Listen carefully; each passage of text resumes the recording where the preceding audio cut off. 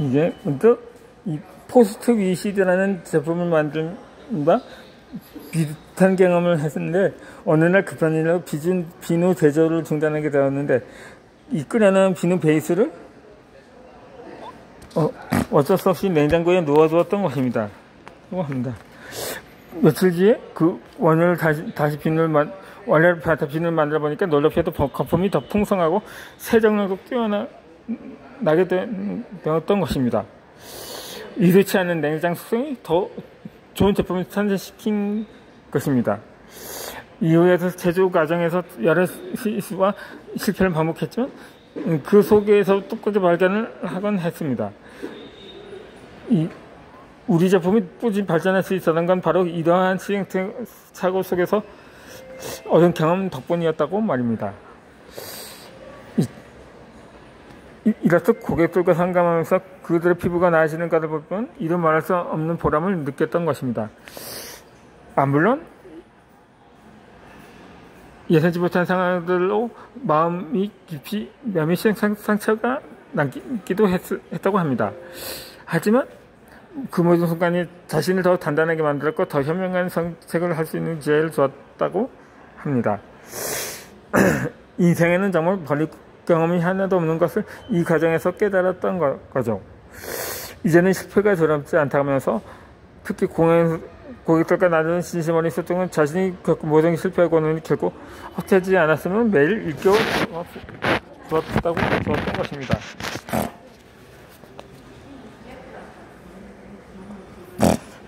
이 지나온 시간과 앞으로 마주할 자신이 나를 더 성장시키고 더 나은 내일로 이루어가 준 것은 믿습니다. 그래서 오늘도 나는 도전하고 때론 실패하고 다시 일어섭니다.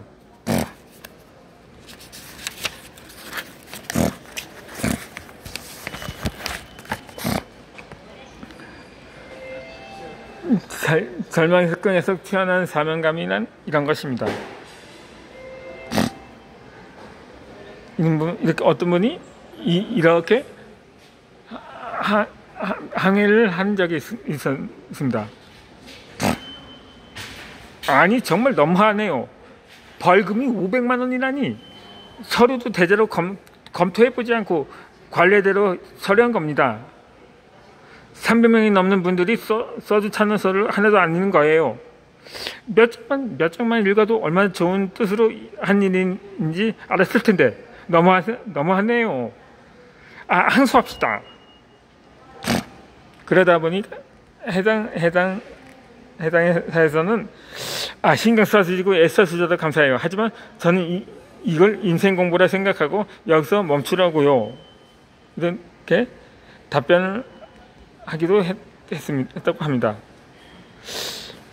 바로 2016년도 9월 달에 있었던 화장품 불법 판매 신고에 대한 검찰 판결을 두고 담당 경찰관과 나눈 대화 목록이었는데 이 자신의 아이가 깨끗한 피부 덕에서 입소문이 나기 시작했고 찾아오는 고객들에게 원료비만 받고 화장품을 나누던 시절이 있었다고 합니다. 그런데 그것이 불법 판매로 신고를 당한 것이라고 합니다. 것이었죠.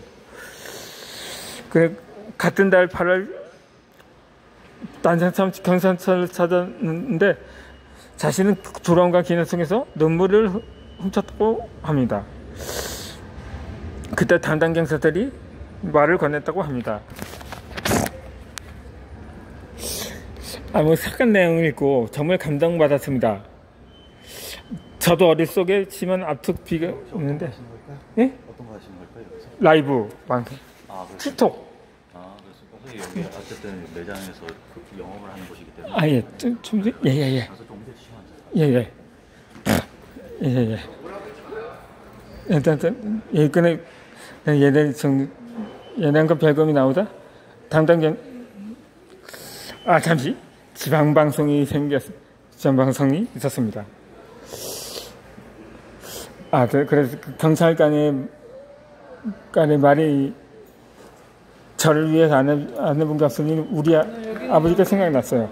정말 대단한 일을 하고 계시다. 다른 사람들과 이렇게 해를 끼친 게 아니라 우리 동국에 상처받을 수 있도록 처리하도록 하겠다고 양해를 구했던 것입니다.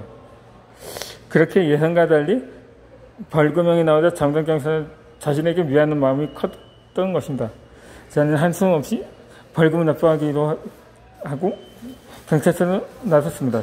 지금 당당히 이야기할 수 없지만 그때는 내 인생에서 가장 괴롭고 힘든 시간이었다고 했습니다.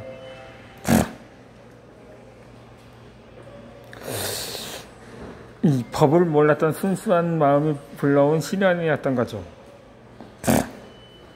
이 일은 2016년 7월 등순으로 거슬러 올라갑니다. 화장품 불법 판매 신고를 받고 공무원 2명이 집으로 찾아왔던 것입니다.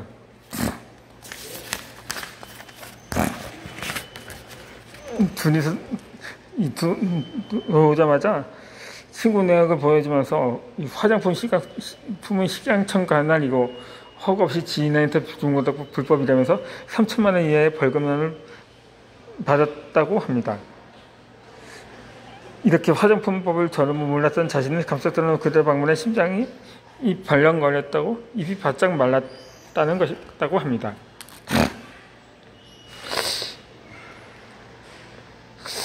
놀란 마음을 달래면서 법을 몰랐던 자는 사과를 했습니다. 그리고 내 화장품 본질고 주고받은 문자나 카톡 페이지 내용을 보며 들었습니다. 특히 심각한 피부 상태로 보통받은 분들의 피부가 색깔 변하는 과정을 원하는 사실들 하나를 설명했습니다. 그들이 스스로 시야로 가족을 보면서 고마워하고 행복해하는 모습이 내가 얼마나 큰 보람을 있는지를 진심을 담았지 않았습니다. 이 조사 나온 공무원들의 태도가 점점 잘리기 시작을 했는데 고객들의 글을 보는 데는 정말 감동이라면서 탄성을 쏟아내기도 했다고 합니다. 그렇게 그런 나를 자신을 보면서 이렇게 좋은 하는 분은 신고했다면서 오히려 미안해하는 글을 올린 고객도 있었습니다. 그렇게 좋은 일을 하고 계시면서 하지만 안타깝게도 법이라는 게 어쩌고 하면서 곧 관할경찰서에서 조사 연락이 간다면서 자신들이 최대한 상처를 받을 수 있게 상사히 보고를 드리겠다며 위로말을 전하기도 했습니다. 그 외에도 전담 공무원들은 처리 과정을 상세히 설명해 주시고 자신의 상태를 걱정하면서 수시로 안부 전달을 해주었다고 합니다. 하지만 그들의 호의와는 별개로 법을 몰랐던 자신이 한없이 한심스러웠다고 합니다. 이 시야로 가족이라고 부르면서 소통하던 홈페이지와 블로그는 서두로 닫기도 했던 것입니다. 이 제품을 요청하는 독자들에게는 불법 판매 신고로 더 이상 제공할 수 없다는 답변을 보내기도 했습니다. 그 순간 이 아이의 엄마는 절망 끝에 서 있었습니다. 월급비만 받았으니 문제 없을 거라고 믿으면서 좋은 일이라는 자부심으로 열심히 만들어온 것들이 한순간에 무너져 내렸던 거죠. 그러다 보니 자신도 이제 그만하다고 스스로 자책하고 그동안 소홀했던 가정이다 챙겨야겠다. 그렇게 모든 것을 내려오기로 결심을 하는 찰나였습니다. 진심은 언제나 또 다른 이 진심을 만나는 법입니다. 아이의 엄마가 그 사업을 그만둔다는 소식이 예상보다 더 큰 방향을 불러일으켰습니다. 이제 겨우 사람처럼 살게 되었는데 이제 전 어떻게 살아야 하냐며 대성통곡하는 문회가 쏟아지기도 했습니다. 신고자가 원망스럽다면서 천벌이나 받으라고 빌겠다면서 분들도 있었다고 합니다. 자신의 구원자랄까 저도 신고사가 믿지만 하지만 이건 제 무지가 믿은 일이라서 오히려 죄송하다고 사과를 하기도 했습니다.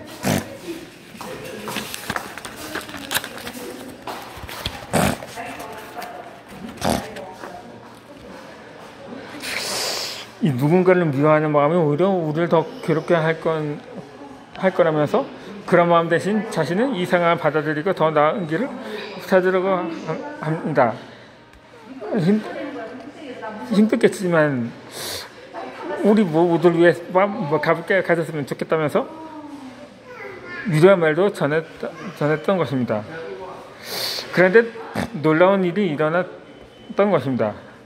매일 핸드폰으로 커피나 케이크 쿠폰이 도착했고 집 앞에는 옷이나 머플러, 과일, 떡 같은 선물이 쌓이기 시작을 했습니다. 머리도 지쳐서 집 앞에 꽃이나 과일을 놓고 힘내라는 문자만 남기고 가시는 분들도 있었습니다. 돈을 해결할 일이 아니라면서 벌금을 대신 내겠다는 분들로부터 사업 자금과 제조 장소를 제공했다는 손길도 이어졌다고 합니다. 식사 초대도 끊이지 않고 제품 사용자들끼리 조합을 만들자는 제안도 있었던 겁니다. 한 고객은 화장품 공장을 운영하는 지인에게 직접 소개를 해주기도 했습니다. 자, 오늘 라이브는 여기서 마치도록 하겠습니다. 다음에 다시 시작을 하도록 하겠습니다.